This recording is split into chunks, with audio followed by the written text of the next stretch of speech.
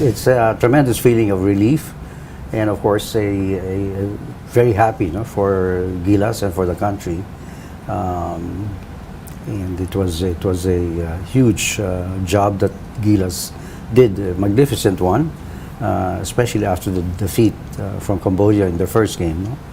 So kudos to them and to the coaching staff, and congratulate the Chot, and send my warm regards to Coach Tim and Coach Jong for steering the team to this championship. No? Where were you when you won the game? I was actually in Meralco. I managed to catch the first half of the game, but I had an important meeting after that. But we were monitoring the scores during the meeting. Yeah. And when they won, what? But everybody cheered.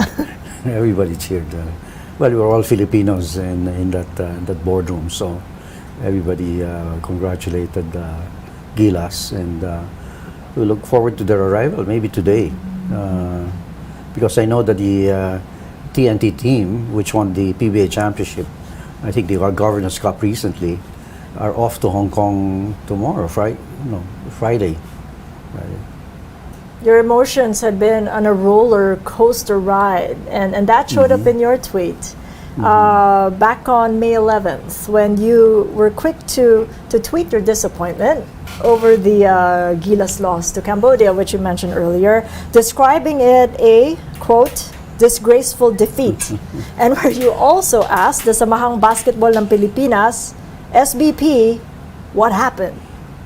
What happened in the intervening days before Gilas clinched the gold?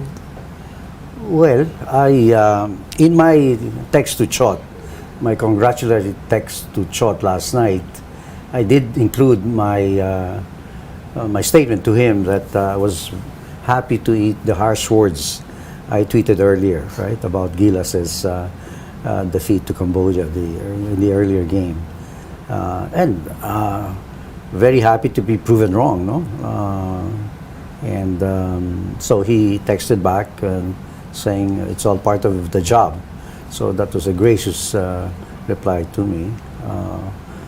Disappointment, especially after that, and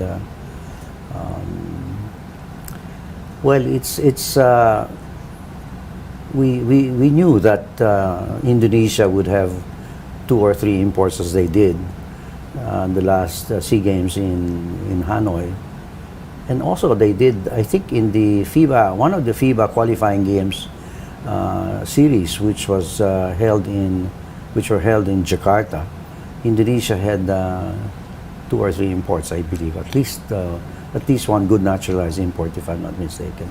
And if I recall correctly, we got defeated there too. So I thought SBP should have thought through that process, because we knew that in the SEA Games they play under different rules. So, and should there be a change in the regulations when it comes to the Southeast Asian Games? Well, there's an article today in the Philippine Star which I think tried to talk about that, because again, as I understand it, each host country in the SEA Games has the ability to determine the sports, that they want to include in the agenda, total sports agenda. And I think in the case of Cambodia, they had included certain what they call native sports, sports that are really native to Cambodia. So there's got to be some, I guess, some space for that.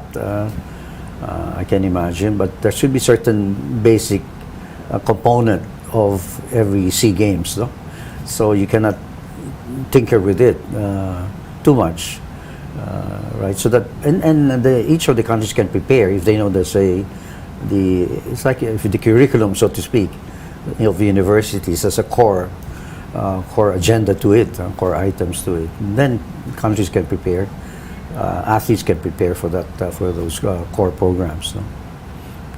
Well, as of press time, we have yet to receive your congratulatory tweet. Will you be tweeting one? I thought I should shut up for the meantime.